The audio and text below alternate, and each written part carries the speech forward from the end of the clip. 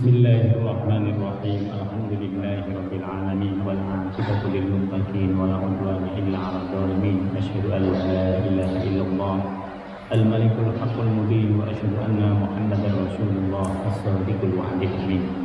Allahumma shalli wa sallim wa barik ala Muhammad wa ala alihi wa sahbihi ajma'in wa man tabi'ahum bi ihsan ila yaumiddin. Yang sama-sama kita muliakan Ketua Pembangunan Masjid Bidiliyah, para pengurus IKM, ketua dan pengurus majelis taklim, para sesepuh, para tokoh masyarakat, para ahli ilmu, ahli ibadah yang berkesempatan hadir pada pagi hari ini. Semoga Allah Subhanahu wa taala senantiasa menjadikan kehadiran kita ini sebagai wasilah untuk kesehatan dan keafiatan kita, sebagai keberkahan dari semua yang dianugerahkan oleh Allah Subhanahu wa taala. Dan semoga Allah Subhanahu wa taala mengijabahi doa-doa dan juga permintaan kita kepadanya. Amin ya rabbal alamin. Pagi ini insyaallah kita lanjutkan kajian surah Al-An'am ayat 141. Al-An'am 141. Mari kita baca bersama-sama beberapa ayat yang menjadi tema dari kajian kita pada kesempatan pagi hari ini. أعوذ بالله من الشيطان الرجيم بسم الله الرحمن الرحيم وهو الذي أنشأ جنات معروشات وغير معروشات والنخل والزرع مختلفا أكله والزيتون والرمان متشابها وغير متشابه كلوا من ثمره إذا أثمر وآتوا حقه يوم حصاده ولا تسرفوا إنه لا يحب المسرفين ومن الأنعام حمولة وفرشا كلوا مما رزقكم الله ولا تتبعوا خطوات الشيطان إنه لكم عدو مبين. ثمانية أزواج من الضأن اثنين ومن المعز اثنين قل أذكرين حرم أم الأنثيين أما اشتملت عليه أرحام الأنثيين نبئوني بعلم إن كنتم صادقين. ومن الإبل اثنين ومن البقر اثنين قل أذكرين حرم أم الأنثيين أما اشتملت عليه أرحام الأنثيين أم كنتم شهداء إذ وصاكم الله بهذا فمن أظلم ممن افترى على الله كذبا ليضل الناس بغير علم إن الله لا يهدي القوم الظالمين. قل لا أجد ما أوحي إلي محرما على طاعم يطعمه إلا أن يكون ميتة أو دما مسفوحا أو لحم خنزير فإنه رجز أو فسق أهل لغير الله به فمن اضطر غير باغ ولا عاد فإن ربك غفور رحيم. وعلى الذين هادوا حرمنا كل ذي ظفر ومن البقر والغنم حرمنا شحومهما إلا ما حملت ظهورهما أو الحوايا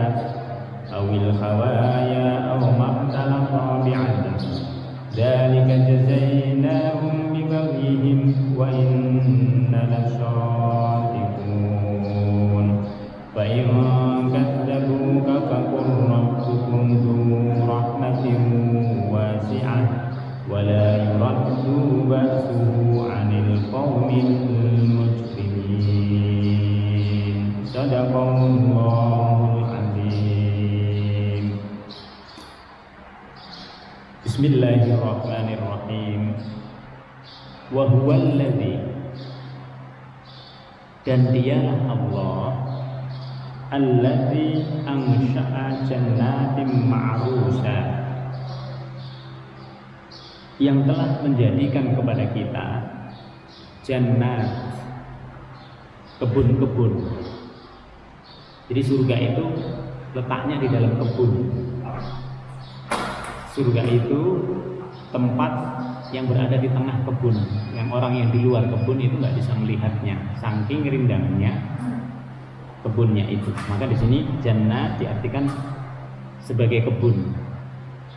Dan dialah Allah yang menjadikan kepada kamu manusia jannatin ma'rusa, kebun-kebun yang berjenjang.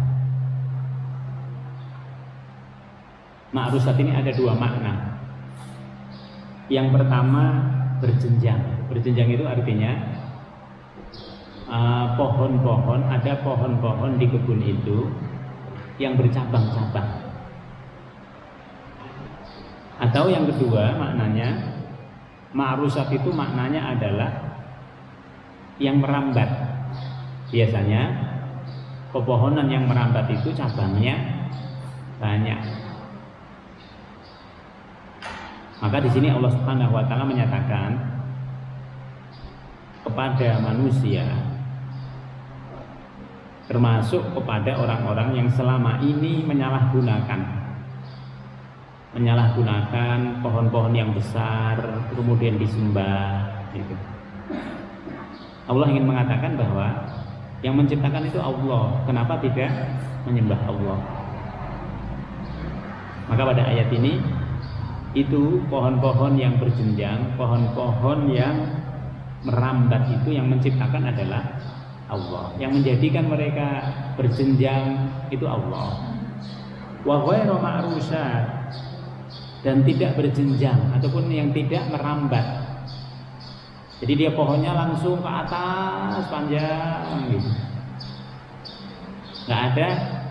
Nggak ada cabang-cabang di situnya, kecuali daun yang di atasnya, seperti pohon kelapa, lalu nanti ada kurma, pohon jambe. Jadi dia nggak ada cabang-cabangnya di situ. Allah ingin menyatakan yang menjadikan semua, nanti bermacam-macam lagi yang lain. Penggambaran dua ini adalah penggambaran dua yang berpasang-pasangan.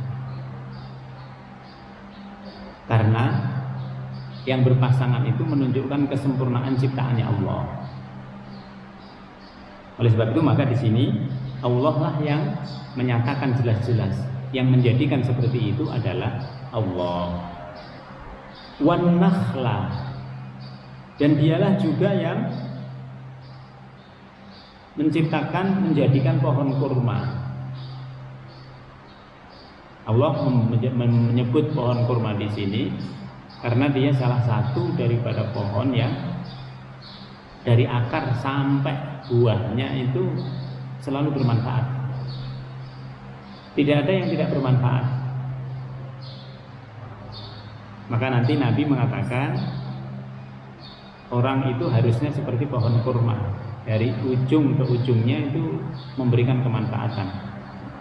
Waz-zaitun waz-zar'a mukhtalifan ukuluhu, dan tanaman-tanaman yang bermacam-macam rasanya. Maksudnya di sini, jadi tanaman itu bermacam-macam. Dari daunnya itu bermacam-macam. Ini yang hebat di sini orang Indonesia. Karena banyak sekali tanaman-tanaman itu yang nanti dijadikan sayur mayur. Tapi nggak pernah menjadikan pohon pisang sebagai sayur mayur, pohon kelapa sayur mayur gitu. Jadi ternyata orang tua dulu itu ngerti gitu. Oh, yang di sini ada yang enak untuk disayur, sehingga kita tinggal ngikutin. Padahal kita sekarang bisa nyoba itu. Coba nyayur pohon pisang gitu. Di pisang itu tidak termasuk dalam hitungan pohon, karena pisang itu aslinya dia adalah bagian dari rerumputan. Jadi sebenarnya kita salah kaprah menyebut pohon pisang. Dia berbeda jenisnya dengan pohon yang lain. Dia bagian dari rerumputan dia. Waz-zaituna. Ada juga pohon zaitun dengan buah yang unik. Bagi yang tidak biasa makan zaitun, begitu makan zaitun langsung dilepas dia, karena rasanya itu. Padahal kalau Allah menyebut di dalam Al-Quran, maka buah itu salah satu di antara buah yang memiliki kemanfaatan yang luar biasa. Jadi Allah hanya menampilkan beberapa buah yang umum, yang ini sebenarnya memiliki khasiat dan keistimewaan yang luar biasa. Warumman, dan juga buah delima. Mutasabihan wa ghairu mutasabih, yang serupa rasanya maupun yang tidak serupa rasanya. Nanti di Indonesia ada buah-buahan yang hampir serupa dengan rasa buah delima maupun rasa buah anggur. Jadi Allah menciptakan bermacam-macam. Artinya di situ ketika Allah menciptakan satu buah tertentu di daerah tertentu, maka sebenarnya nanti di daerah lain juga akan ada yang berbeda. Tetapi ada yang tidak sama. Ada yang sama, ada yang tidak sama. Semua ini untuk menggambarkan bahwa pohonan, buah-buahan itu adalah ciptaannya Allah. Oleh sebab itu gunakan dia sesuai dengan petunjuk yang diberikan oleh Allah Subhanahu wa taala. Petunjuknya apa? Kulu min samarihi idza asmara. Makanlah buahnya ketika pohon-pohonan itu berbuah. Para ulama mengatakan kalimat ini menunjukkan bahwa buah-buahan itu punya musim. Buah-buahan itu punya musim. Ada musimnya kurma, ada musimnya anggur, ada musimnya duren, ada musimnya mangga dan lain sebagainya. Oleh sebab itu, kulu min samarihi idza asmar. Kata orang-orang ahli kesehatan, masing-masing buah itu mendukung kesehatan manusia. Di mana buah itu ada pada musimnya itu tepat untuk dimakan manusia. Tapi sekarang manusia udah pinter, walaupun nggak bermusim, nah buahnya itu masih tetap ada. Nah, dengan berbagai cara nanti manusia itu bisa mengawetkan buahnya itu.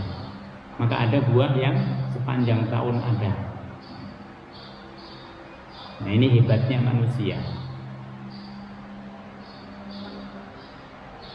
Wa atu haqqahu yauma hasadih. Jangan lupa berikan haknya dari buah itu kepada siapa? Kepada orang-orang miskin, kepada orang-orang yang lemah. Yauma hasadih, pada saat kita memanennya. Jadi Allah mengatakan di dalam semua yang kita miliki itu ada hak sosial. Kita mendapatkan rezeki, sebenarnya rezeki itu ada yang harus kita bagi untuk orang miskin. Sebagian ulama mengatakan ini adalah kewajiban untuk zakat. Kalau banyak harus dikeluarkan zakatnya. Maka perhatikan, kalau kita setiap mendapatkan rezeki itu mau mengeluarkan sedekah, itu insya Allah aman, terus akan bertambah. Tapi kalau kita ketika mendapatkan rezeki itu nggak mengeluarkan sebagian dari yang ada di situ, nah ini mungkin pada saatnya itu akan mengalami masalah. Karena pada ayat ini Allah terang-terang mengatakan kepada kita wa atu haqqahu, berikan haknya. berikan zakatnya, berikan sedekahnya, berikan sedekah. Kalau misalnya tidak bisa karena pendapatannya tidak besar, maka yang dikeluarkan adalah sedekahnya. Sedekah sedikit saja dari yang ada di situ. Yauma hasadih, pada saat kita memanennya. Banyak ulama kemudian menyatakan bahwa itu yang namanya perkebunan, pertanian, itu dikeluarkan zakatnya pada saat memanen, sekaligus itu untuk tanda syukur kepada Allah Subhanahu wa taala langsung. Maka zakat itu bisa dikeluarkan pada saat kita mendapatkan, atau kalau misalnya tidak banyak, nanti dihitung selama 1 tahun dapatnya berapa. Kalau masih belum cukup juga zakatnya, maka kita akan mengeluarkan sedekah. Aslinya Bapak Ibu sekalian, kalau orang itu orang baik, dia akan lebih banyak sedekahnya daripada zakatnya aslinya. Contoh, kita berzakat itu kalau sudah mendapatkan uang 85 juta. Tapi perhatikan pada diri kita. Yang kita keluarkan sedekah itu lebih dari 2,5%. Ada orang di antara kita memberikan sedekah bisa 50 juta, bisa langsung 10 juta, bisa langsung 500 juta, bisa langsung banyak ya. Termasuk juga di dalamnya adalah wakaf. Jadi kalau orang itu baik, itu melampaui, selalu melampaui. Karena ghirah ibadah itu selalu melampaui dari ketentuannya. Nah, itu tanda-tanda kita orang yang muhsinin. Maka harus dikembalikan kepada kita. Nggak usah melihat orang lain kita gimana, bisa apa enggak. Kalau kita bisa, berarti kita berupaya untuk menjadi orang-orang yang muhsinin. Wa minal an'ami hamulatan wa farsha. Sekarang binatang. Allah juga yang menciptakan binatang-binatang yang bermacam-macam. Di antara binatang-binatang itu, di antara binatang ternak itu, hamulatan wa farsha. Ada yang besar yang kita jadikan sebagai pengangkut barang. Ada yang besar dia ukurannya, sebagai pengangkut barang. Wa farsha. Nah, farsha ini ada 2 makna. Yang pertama maknanya adalah hewan-hewan yang lebih kecil, itu wa farsha, yang sering kita sembelih, seperti kambing, seperti domba, kelinci. Jadi kelinci itu boleh dimakan. Jangan disuruh nggak makan kelinci, saya gimana misalnya, halal dia. Hamulatan wa farsha. Farsha di sini diartikan yang pertama adalah binatang-binatang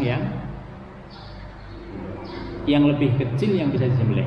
Sebagian lagi mengatakan farsha itu binatang yang tidak dijadikan sebagai pengangkut untuk yang berat. Dia sebagai pengangkut tapi tidak berat.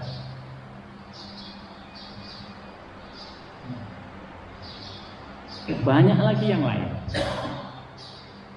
Di antara binatang-binatang yang ada di sekitar kita itu, yang semuanya itu Allah menyatakan kulu mimma razaqakumullah, makanlah mimma, dari sebagian. Sekali lagi sebagian. Artinya apa? Artinya semua binatang yang ada di sekitar kita itu tidak semuanya itu kita konsumsi. Allah selalu menggunakan sebagian. Sebagian untuk apa? Sebagian untuk sedekah. Mungkin ada kawan, mungkin ada tamu, mungkin ada tetangga yang lain. Kulu mimma razaqakumullah. Jadi Allah menggunakan kalimat mimma tadi untuk mengingatkan kita bahwa tidak semua yang kita dapatkan dari Allah, rezeki yang diberikan itu habis untuk kita semua. Ada yang untuk orang-orang miskin, ada yang untuk kita belanjakan di jalan Allah Subhanahu wa taala. Wala tattabi'u khutuwatis syaitan. Jangan engkau ikuti langkah-langkah setan. Ini. Jadi kalau kita sudah keluar dari perintahnya Allah, pasti nanti kita mengikuti langkah-langkahnya setan. Wala tattabi'u khutuwatis syaitan. Setan ini luar biasa ya. Upaya untuk menjadikan manusia itu keluar dari ketentuannya Allah itu selalu menjadi orientasi utama dari setan.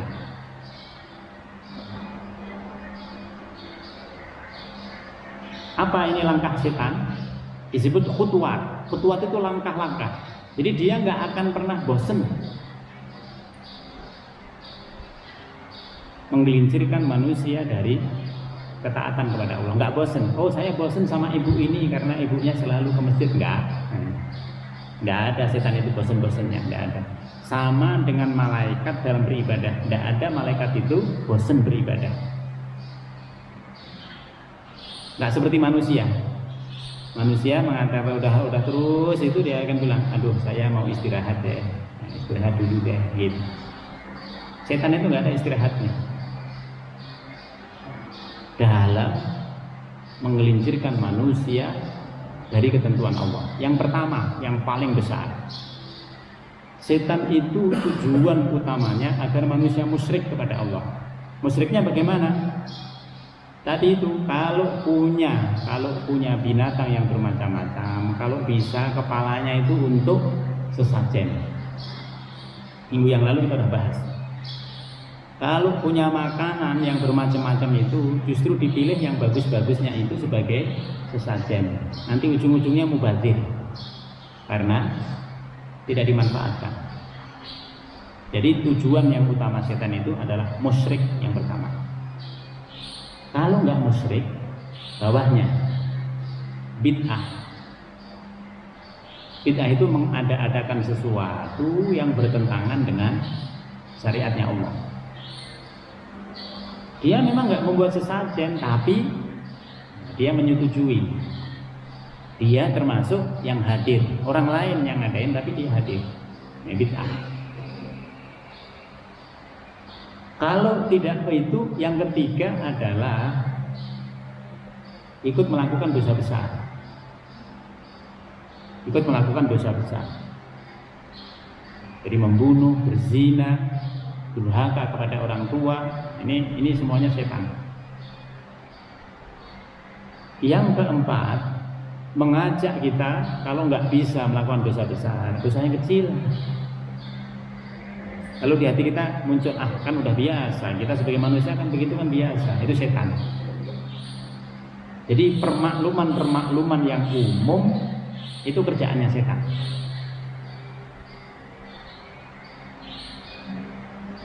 Oleh sebab itu tadi setan itu nggak ada bosennya untuk mengajak kita ke jalan yang tidak benar. Sebaliknya, malaikat itu nggak ada bosennya di dalam beribadah. Manusia itu di antara itu. Di antara itu. Yang kelima, kalau nggak bisa berbuat dosa kecil, dia akan mengajak kepada kita untuk mengkonsumsi hal-hal yang mubah. Ada halal, ada haram, nanti ada yang syubhat. Syubhat ini sebenarnya antara haram dan yang membolehkan. Yang mubah. Yang sebenarnya kalau kita konsumsi dia punya efek yang buruk terhadap badan kita. Tetapi setan mengatakan, nggak ada itu.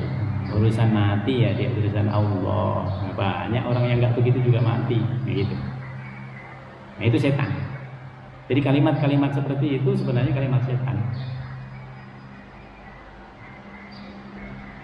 Yang keenam, kalau tidak itu maka dia akan menghalangi orang untuk beraktivitas pada kebajikan.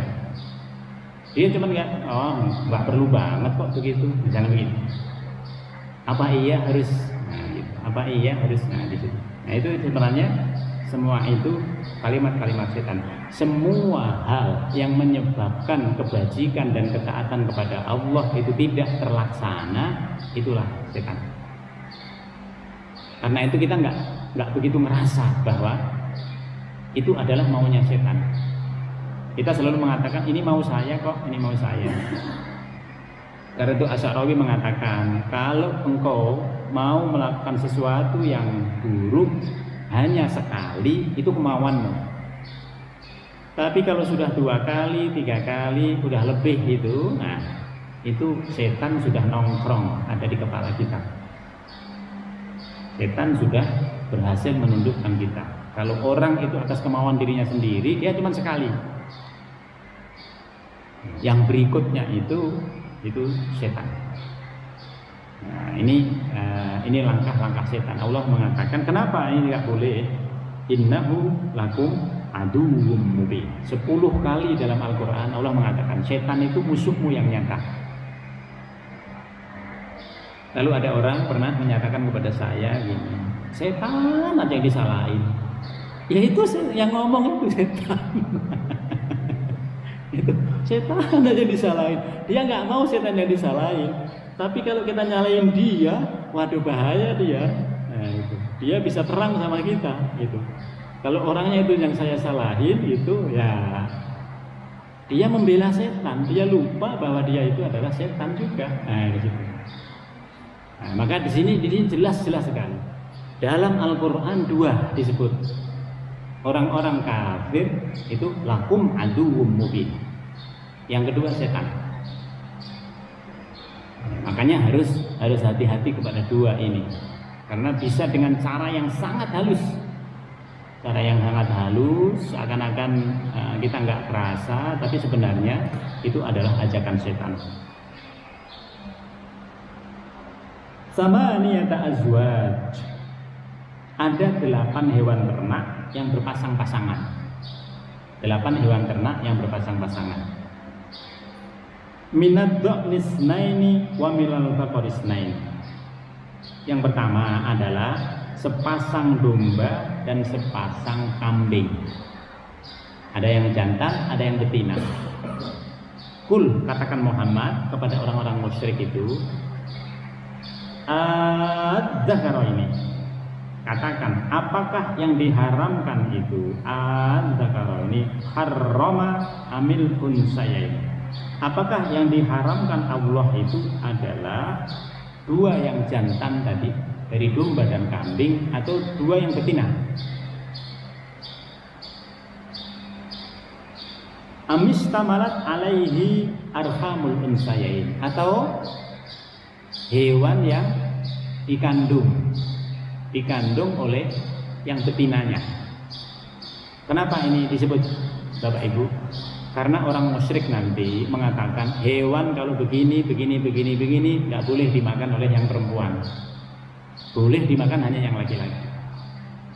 Hewan kalau sudah begini lahir dalam keadaan begini nggak boleh dimakan oleh yang laki, oleh orang laki maupun orang perempuan. Allah menyatakan, emangnya itu aturannya siapa? Nah itu. Padahal hewan ternak itu Allah menyatakan semua diperuntukkan untuk manusia. Sekarang dibuat-buat. Nah, membuat-buat itulah kerjaannya setan. Jadi kalau ada nggak boleh, apa alasannya nggak boleh harus jelas. Kalau nggak boleh, nggak jelas alasannya. Nah itu termasuk di dalamnya adalah kelakuannya setan. Nabbi'uni bi'ilmin. Kalimat pertama yang ditanya oleh Allah, nabbi'uni, terangkan kepadaku bi'ilmin, tentang ilmu yang tadi nggak memboleh-bolehkan tadi. Oh ini nggak boleh, pokoknya ini nggak boleh, ini kalau dimakan bahaya, gitu. Misalnya gitu. Itu ilmunya dari mana? Yang kaitannya dengan domba, kaitannya dengan kambing. In kuntum shadiqin, kalau kalian itu benar menyatakan itu berdasarkan temuan ilmiah, juga berdasarkan hujjah yang kuat. Ini Allah yang nantang, kira-kira kita ditantang oleh Allah gimana? Gitu. Karena yang menciptakan adalah Allah. Yang kedua, wa minal iblis nain wa minal baqaris nain. Yang kedua adalah sepasang sapi, sepasang unta dan sepasang sapi. Laki dan perempuan masing-masing. Allah ingin mengatakan, kenapa dikultuskan? Kenapa nggak boleh disembelih itu sapi? Dari mana itu sejak tidak boleh disembelihnya? Nah itu. Kul, katakan Muhammad kepada mereka, adzakara ini harrama amil unsayaini amistamalat ammastamalat alaihi arhamul unsayain. Katakan kepada mereka, yang tidak boleh yang mana? Dua dari binatang itu, yang jantan maupun yang betina, atau yang dikandung oleh yang betinanya. Sama pertanyaannya. Karena nanti ada binatang itu yang dikultuskan. Pengkultusan binatang adalah kemusyrikan yang besar. Karena itu bermula dari tidak beriman kepada Allah Subhanahu wa taala, sehingga tidak menggunakan aturannya Allah.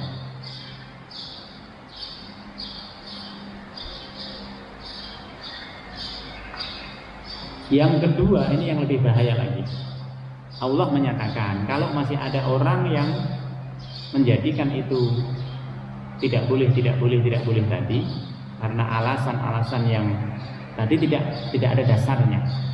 Sekarang Allah menyatakan, am kuntum syuhada, apakah kalian semua wahai orang-orang yang tadi tidak memboleh-bolehkan tadi, apakah kalian menyaksikan idh wassakumullah, ketika Allah Subhanahu wa taala pertama kali menetapkan hewan-hewan itu? Kira-kira ada enggak yang menjadi saksi ketika Allah Subhanahu wa taala menetapkan hewan-hewan itu? Ada sapi laki, ada sapi betina, yang jantan maupun yang betinanya, dua-duanya. Kira-kira ketika Allah menciptakan itu, ada enggak yang menjadi saksi di antara kita? Tidak ada. Oleh sebab itu bagian dari kemusyrikan dan dosa yang besar. Faman adlamu mimman iftara 'ala Allahi kadiban liyudillan nasa bighairi ilm.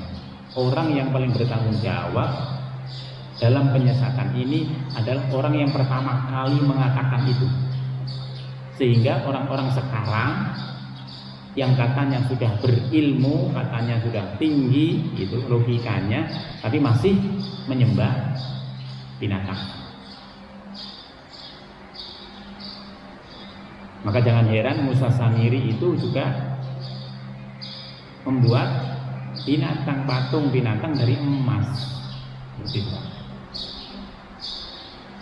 Nah ini ya, dan di tempat yang lain, di negara-negara tertentu itu masih ada kepercayaan kepada binatang-binatang tertentu. Nah itu semuanya musyrik. Innallaha la yahdil qaumadz zalimin.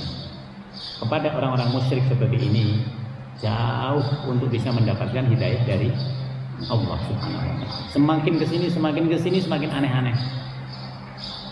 Mungkin nanti akan bertapa di bawah sungai gitu, di bawah pohon, di bawah air, bertapa di kedalaman yang berapa. Itu udah ya begitu nanti. Jadi semakin kesini semakin banyak yang dibuat-buat yang bermacam-macam.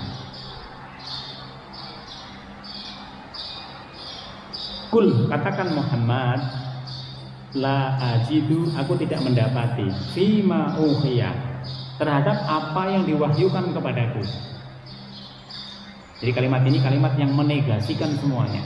Aku nggak mendapati apa yang diberikan wahyu oleh Allah kepadaku muharraman, sesuatu yang diharamkan, ala ta'imin yata'amu, terhadap makanan yang dimakan oleh manusia illa ayyakuna maitatan, kecuali yang pertama adalah bangkai, nggak boleh.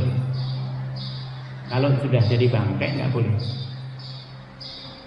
karena bangkai itu dia tidak disembelih matinya. Karena tidak disembelih maka hewan itu berpotensi mengandung penyakit yang bahaya. Oleh karena itu kenapa dalam Islam disyariatkan untuk menyembelih binatang, karena dengan keluarnya darah itulah sebenarnya penyakitnya itu keluar. Maka yang binatang yang tidak disembelih itu bahaya. Atau masih hidup tapi langsung dia dibakar, dijadikan makanan, tidak melalui proses disembelih. Sembelih itu saja yang menggunakan bismillah dengan tidak menggunakan bismillah berbeda. Jadi berbeda. Nah, inilah hebatnya kalimat Allah. Jadi di dalam apa yang diperintahkan oleh Allah, tidak usah dipikir, itu sebenarnya sudah ada kemaslahatannya. Dalam semua yang dilarang oleh Allah juga ada kemaslahatan bagi manusia.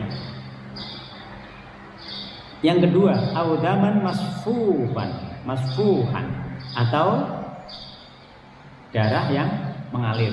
Darah yang mengalir itu seperti tadi, sembelihan tadi, kemudian ditalangin, lalu kita masak. Nah, itu nggak boleh. Tapi kalau darah yang ada di dalam binatangnya itu nggak apa-apa, yang tidak mengalir. Aulah khinzir. Yang ketiga itu adalah daging babi.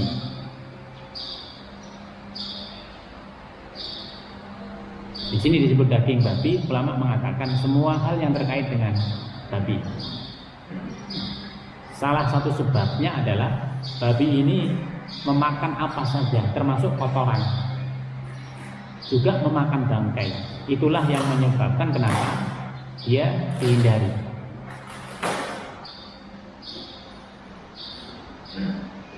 Tiga hal ini, hanya tiga yang betul-betul nanti dilarang oleh Allah. Nanti dalam hadis nanti dirinci lagi beberapa binatang yang tidak boleh. Misalnya binatang yang menjijikkan, binatang yang hidup di dua alam, lalu kemudian binatang-binatang buas.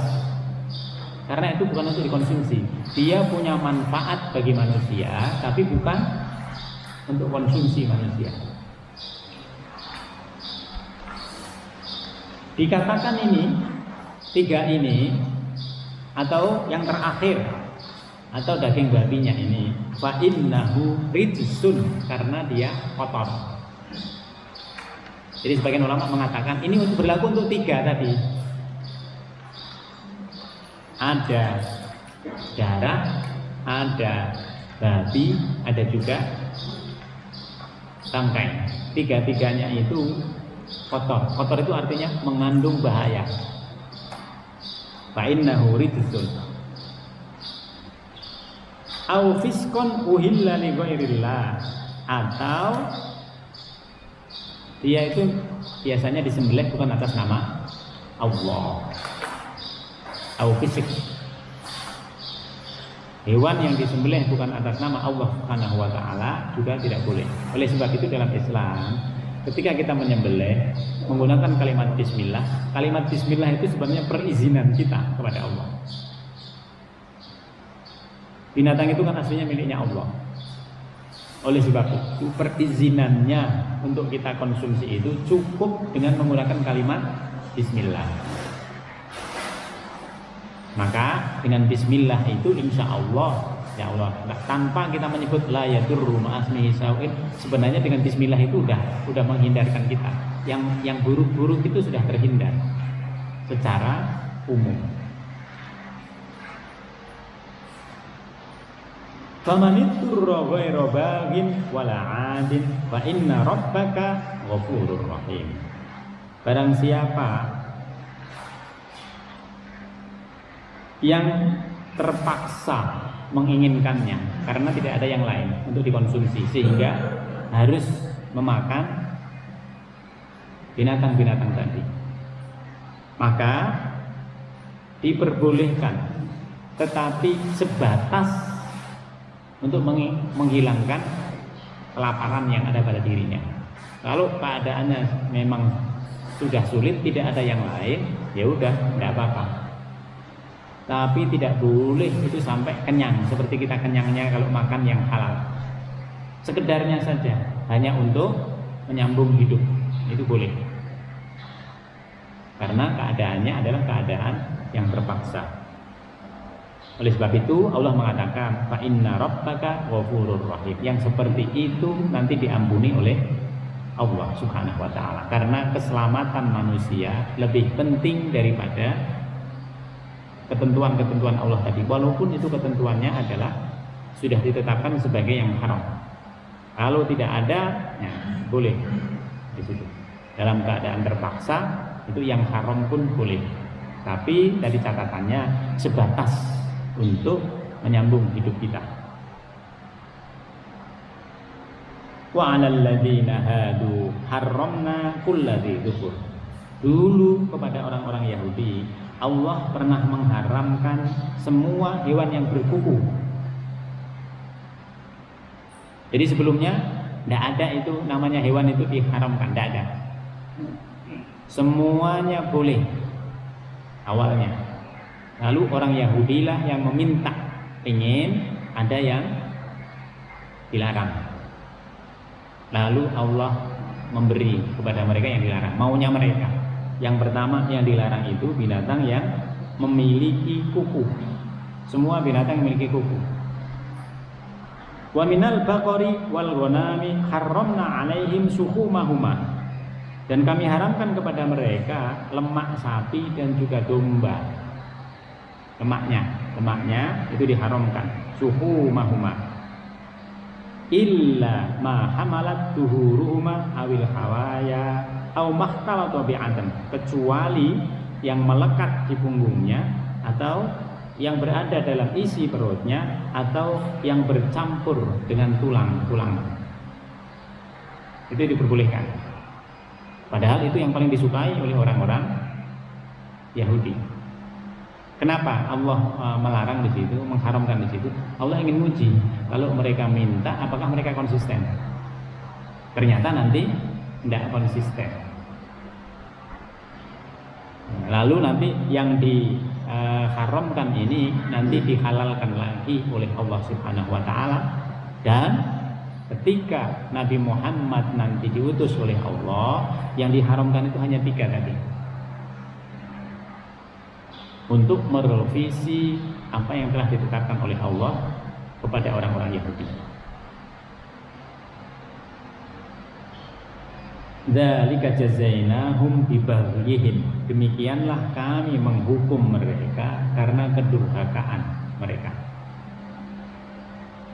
Jadi pengalaman yang paling berharga bagi umat Islam adalah orang-orang Yahudi. Sehingga dari pengalaman itu nanti kita bisa mengambil pelajaran. Kita ini nggak usah minta-minta yang bermacam-macam, karena ketentuannya Allah itu sudah sempurna nanti tersebut dalam Al-Quran. Kita tinggal melaksanakannya saja. Lalu betul-betul dia tidak ada hukumnya, kita kembalikan kepada hukum asalnya. Hukum asal semua binatang itu boleh.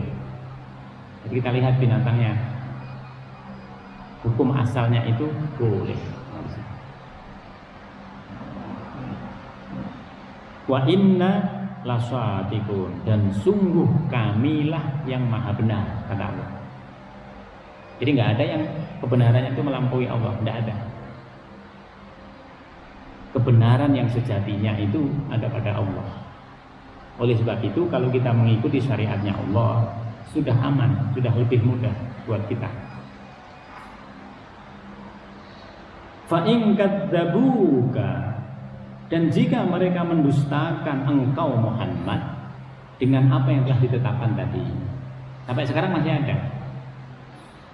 Jadi kalau sekarang masih ada orang yang menyembah binatang tertentu, sapi dikultuskan, kemudian binatang-binatang tertentu juga dikultuskan. Fa'in kadzabuka, ini orang-orang yang mendustakan nabi kita. Sudah tersebut dalam Al-Quran, semuanya itu bagian dari kemusyrikan.